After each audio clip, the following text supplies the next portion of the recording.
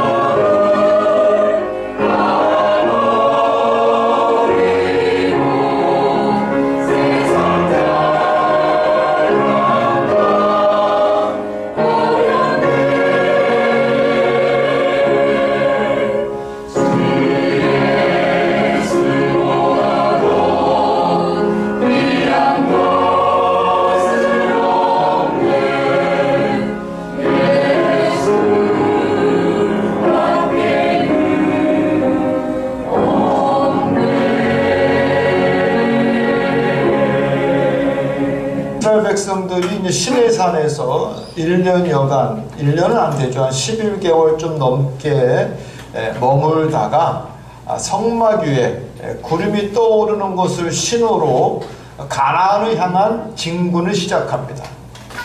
이제 본격적으로 가나안 정복을 위한 행군의 시작을 알리고 있죠. 우리가 민수기를 보면요, 1장부터 10장까지는 준비하는 과정이에요. 진군을 준비하는 과정이고 10장부터 25장은 광야 생활입니다. 광야에서 그들이 가나안을 향해서 가나안을 향해 나가는 그런 과정, 그런 광야 생활이 10장부터 25장까지 있습니다. 이스라엘 백성들도 마찬가지입니다. 시내산을 떠나서 3일 만에 드디어 그들의 입을 통해서 원망을 하기 시작합니다. 힘들어하기 시작합니다. 11장을 보면은 그 백성들이 악한 말로 원망을 하였다. 따라 나서기는 했지만 그래도 뭔가 불만이 있었을 것입니다. 쉽게 말해서 전적인 순종은 아니었습니다. 하니까 했는데 마음에 불만이 가득 찬 거예요. 사실 그동안은 정신없이 1년 동안 지내왔지만 이제 가나안을 향한 본격적인 말 그대로 고난의 행군을 시작하는데 마음도 불편하고 이것저것 불안하고 뭐 하나 시원한 거 없고 그러면서 슬그머니 드는 생각이 있습니다. 애굽에서의 삶이 더 나았어. 11장에 보면은 악한 말로 백성들이 원망하였다. 악한 말이라는 것은요, 하나님이 들으시기에 거스리는 말입니다. 하나님이 들으시기에 거스리는 말. 여러분, 우리가 인생을 살면서 우리도 이 악한 말에 익숙한 거예요. 하나님 들으시기에 거슬리는 말들을 우리가 사실은 얼마나 많이 합니까? 이스라엘 백성들도요, 차라리 시내산에서 1년 동안 머물 때가 괜찮았어. 몸도 고달프지 않고 나름 안정된 삶을 살았는데 이제 3일 길을 또 거기에 시작하면서 가나안을 향해 간다는데 그 가나안에 대한 약속, 그 약속도 사실은 믿었지 못하고 이것저것 불만투성이입니다. 하나님이 약속하신 것, 하나님이 주신 것에 만족할 수 없다는 것입니다. 그래서 하나님이 주신 것에 그들은 불만을 터뜨리고 있습니다. 그때 하나님께서 이스라엘 백성들을 훈련시키시고 정신 차리게 하시려고 그 진영의 끝을 사르게 하셨다 그랬어요. 이스라엘 진영을 다 불사르시는 것이 아니라 진영의 끝을 사르게 하셨다. 1절에 보면. 그래서 그곳을 디베라, 하나님의 불이라 하였다. 그곳을 하나님의 불. 그런데 4절부터 쭉 11장 4절부터 쭉 읽어보면요, 그들의 그 악한 말, 불평이 무엇인지 우리가 구체적으로 알 수가 있습니다. 특별히 먹거리에 대해서 말이 많았다라. 그래서 4절에 보면 이런 말씀이 있어요. 섞여있는 다른 인종들이, 거기에는 이스라엘 백성들만 출애굽한 것이 아니라 다른 인종들, 제가 말씀드렸죠? 하층민들, 다른 노예들, 그들을 하비루라고 해요. 하비루. 그 다른 나라 사람들도 따라왔는데 그들이 불만을 터뜨리고 또 그 다른 나라 사람들 중에는요, 이 이집트에는 다양합니다. 옛날엔 다양함을 받아들였어요. 오히려 얼굴 하얀 사람도 있고 누런 사람도 있고 얼굴 시커먼 사람도 있었어요. 근데 족속은 다 한쪽 똑같아. 여러 사람들이 같이 따라 나왔는데 그들이 식탐에 대한 욕구를 드러냅니다. 이어 4절에 보면 이어 이스라엘 백성들도 울면서 불평과 원망을 하는데, 여러분, 애도 아니고요, 어른이 울면서 원망을 하게 되면은 그거 참 듣기 거북합니다. 얼마나 보기 싫겠어. 얼마나. 모세도 참 그 꼴을 보기 싫었습니다. 하나님도 참 보시기 힘들었을 것입니다. 근데 또 한편으로는요, 이스라엘 사람들 이에 할 만한 것이 이미 그들은 피라미드나 스핑크스를 보고 온 사람들이에요. 어마어마한 이집트의 문명을 체험하고 거기 살았던 사람들이에요. 그래서 그들 역시 이 광야의 척박함 참 적응하기 쉽지 않았을 것이다. 그 이해하죠. 그래서 5절에 보면은 우리가 애굽에 있을 때 값없이 생선과 오이와 참외와 부추와 파와 마늘을 먹은 것이 생각나거늘 하면서 그들이 이렇게 이야기하고 있습니다. 종살이 하면서 얻어먹었던 것이 생각난다는 것입니다. 참 어떻게 보면은 기가 막힌 불평이죠. 노예살이 하면서 얻어먹었던 것들이 생각나고 그럽니다. 비록 지금 그들의 몸은 힘들지만 그들은 이제 더 이상 노예가 아니라 자유인 아닙니까? 근데 그들은 그것을 구별하지 못합니다. 신명기 8장 3절에 보면은 하나님의 뜻이 있고 섭리가 있고 이유가 있었죠. 신명기서 8장 3절에 보면 너를 낮추시며 너를 줄이게 하고 또 너도 알지 못하며 내 조상들도 알지 못하던 만나를 너희에게 먹이게 하신 것은 사람이 떡으로만 사는 것이 아니요 여호와 입에서 나오는 모든 말씀으로 사는 줄을 내가 알게 하려 하십니다.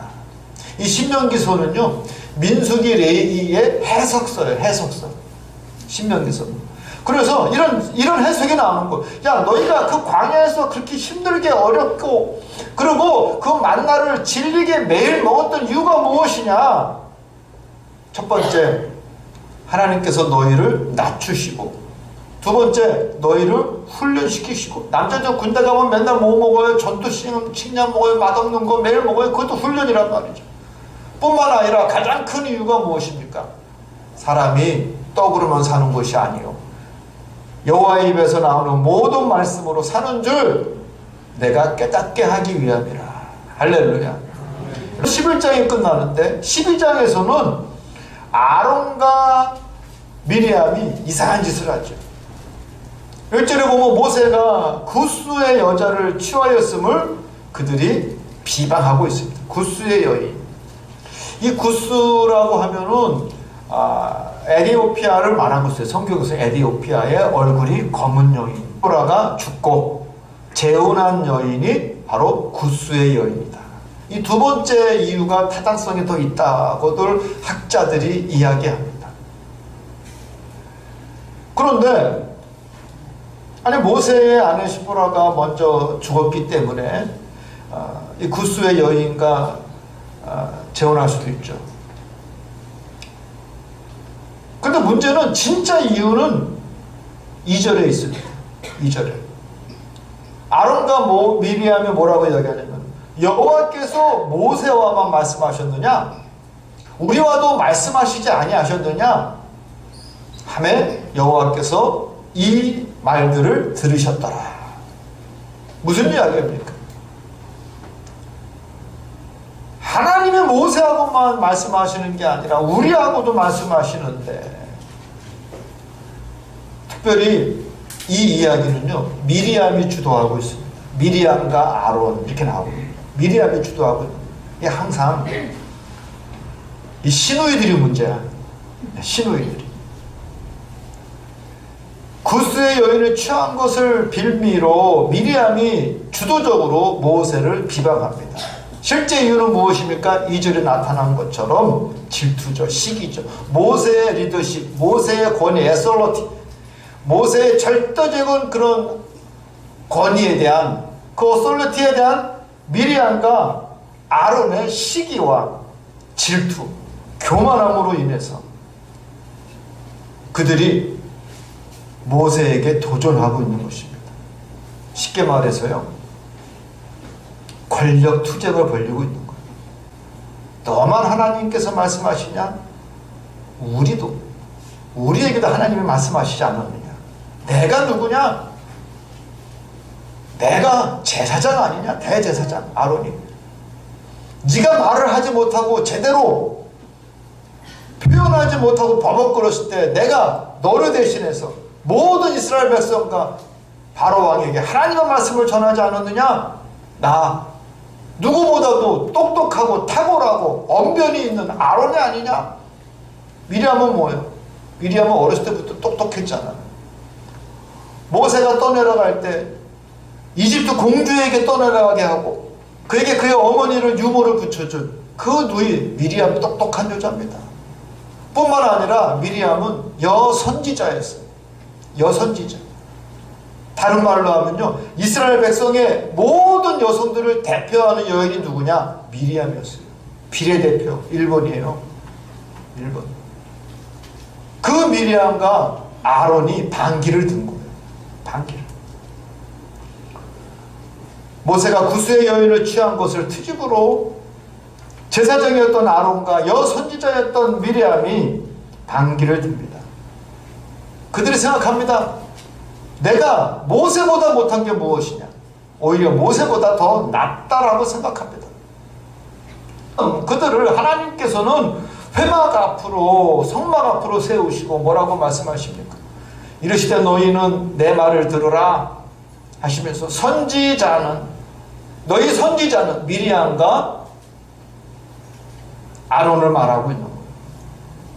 환상이나 꿈으로 내가 그들과 말하지만 내 종 모세는 내가 대면하고 명백히 말하고 은밀한 말로 하지 아니하고 분명한 말로 이야기하고 여호와의 형상을 보고는 너희하고는 차원이 다르다 이거예요. 너희하고 차원이 다르다. 너희가 어찌하여 내 종 모세를 비방하기를 두려워하지 않느냐. 그러면서 하나님께서 진노하시면서 돌아가실 때 미리암이 바로 나병에 걸려서 그 얼굴이 온몸이 하얘졌더라 그랬어요. 그 모습을 보고 아론이 바로 쫄았습니다. 그리고 모세에게 이야기합니다. 우리가 어리석은 일을 하여 죄를 범하였으니 내 주여. 이제 아론이 모세에게 뭐라고 이야기해요?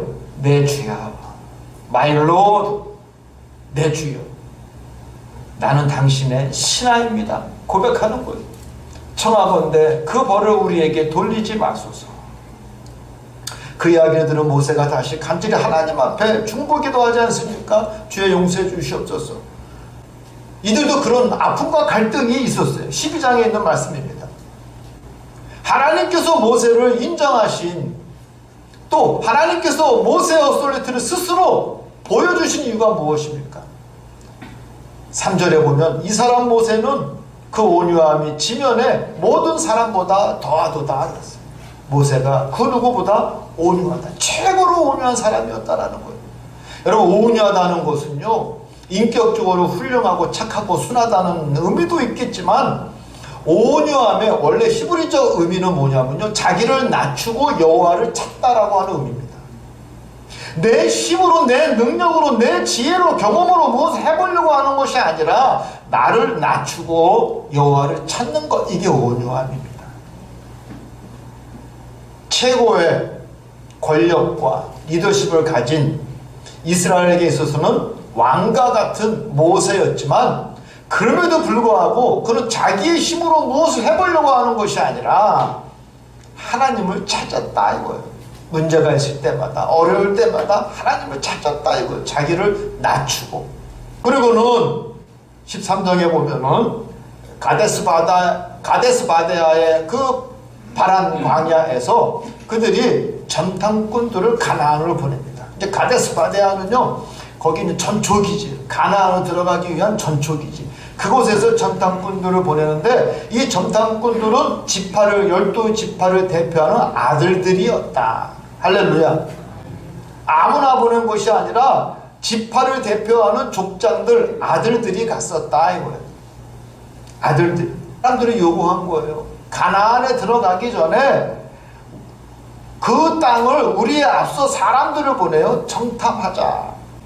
이 말씀을 가만히 보면요, 하나님의 말씀을 믿고 하나님께서 가나안을 너희 손에 붙여주셨다 그랬어요. 허락하시는데 믿고 가야 되는데 주춤한 거예요. 그리고 의심합니다. 그래서 사람을 먼저 보내서 정탐하게 하자. 그래서 할만하면 하고 아니면 우리 도망가야 되지 않아? 삐딱선을 타기. 여러분, 그 결과가 무엇입니까? 했습니까? 그들은요 나름 치밀하게 가나안 온 땅을 다니면서 정탐하고 그곳에 과일과 열매를 가지고 오고 객관적으로 그 땅에 대해서 보고합니다. 하나님 말씀대로 정말 젖과 꿀이 흐르는 땅 맞긴 하지만 그러나 31절에 보면 우리가 능히 올라가서 그 백성을 치지 못하리라. 네거티브지. 하지 못한다. 좋은 땅임에는 불구하고 확실하지만 그리고 젖과 꿀이 흐르는 땅이지만 우리가 그 땅을 취하지 못할 것이다. 그리고 32절과 33절에 보면은 자기 스스로 자신들을 뭐라고 이야기해요? 메뚜기와 같다. 메뚜기. 이스라엘 대표는 아들들이며 그 백성을 이끌 지도자들이 하나님의 명령에 아멘 우리는 할 수 있습니다. 그들이 끌고 가야 되는데 전적으로 하나님을 신뢰하고 믿음으로 행군해야 되는 그들이 여호수아와 갈렙 외에는 현실적인 평가를 합니다. 현실적인 평가, 냉정한 평가를 합니다. 그에 비해서 가나안을 공격해야 한다는 여호수아 갈렙의 이야기는 허무한 공허한 이야기가 될 수밖에 없었어요. 갈렙이 물어보고 뭐라고 이야기합니까? 우리가 올라가서 그 땅을 취하자. 능히 우리가 이기리라. 그 말했다. 돌 맞을 뻔했어요. 돌 맞을 뻔. 이스라엘 백성들은 갈렙과 여호수아의 말을 무시하고 또 통곡하기 시작합니다. 현실적인 평가와 그들의 냉정한 정탐에 대한 결과에 그들은 통곡합니다. 여러분, 하나님이 주신 눈을 열지 않으면 결코 현실을 볼 수 없습니다. 우리가 가만히 사실 생각해 보면은 현실과 신앙 사이에서 무엇을 선택할 것인가? 현실은 안 돼. 불가능해. 하나님이 주신 말씀, 믿음이 있어. 갈등하죠. 무엇을 선택할 것인가? 우리도 마찬가지 어떤 문제가 있을 때에 현실적 접근과 판단을 할 것인가? 아니면 신앙적 접근과 판단을 할 것인가? 물론 사안에 따라 다를 수 있습니다. 그리고 하나님께서 일일이 사사건건 간섭하시면서 현실적 문제의 지시는 하지 아니하십니다. 그런데 여러분 우리가 이 사안을 잘 구별할 줄 알아야 돼요. 이미 하나님이 약속하시고 명령하신 부분이라면 의심하시면 안 됩니다. 할렐루야. 하나님이 주신 말씀이 있고 언약이 있는데 이스라엘 백성들은 믿지 못하고 현실적 대안을 따른 것입니다. 우리도 이미 하나님께서 주신 명령이 있습니다. 그 약속이 있습니다. 우리가 기도한 목적이 있습니다. 그런데 현실과 상황이 달라졌다고 슬그머니 약속을 번복하거나 하나님이 주신 말씀과 약속을 믿지 못하고 순종하지 못하고 후퇴하는 경우가 많이 있지 않습니까? 우리 이양원 권사님 이 중앙대 약대 동기 가운데 그분은 제가 만났잖아요. 우리 교회 몇 번 오셨잖아요.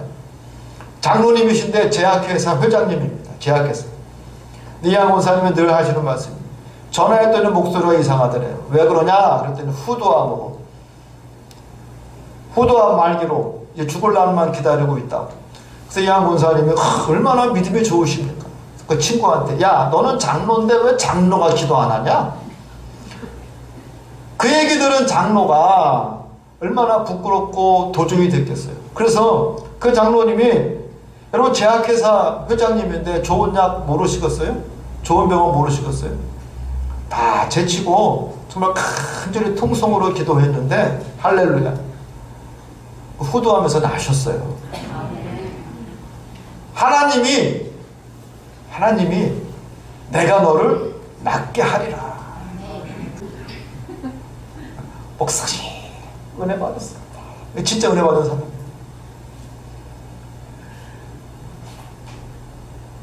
하나님이 하십니다. 하나님이 약속하시면은 하나님이 하십니다. 의심하고 딴 길로 가면 하나님도 서운해하시죠. 여러분 사람도 마찬가지입니다. 다 준비하고 약속했는데 그걸 못 믿고 딴 생각한다라면 얼마나 화가 나겠어요. 그것도 심지어 내 자식이 부모의 약속을 믿지 못하고 다른 길로 간다라면 여러분 얼마나 서운하겠습니까? 사랑하는 성도 여러분, 오늘도 우리 하나님께서 여러분에게 구원의 언약을 확인해 주셨습니다. 영적 가나안인 천국을 우리에게 약속하셨습니다. 세상을 바라보고 동경하며 하나님이 주신 것에 대해서 불평하고 원망하는 것이 아니라 우리의 영적인 삶을 만족하며 살아갈 수 있는, 또 심지어 감사하며 살아갈 수 있는 우리 중앙교회 모든 성도 여러분이 되시기를 주님의 이름으로 소망합니다.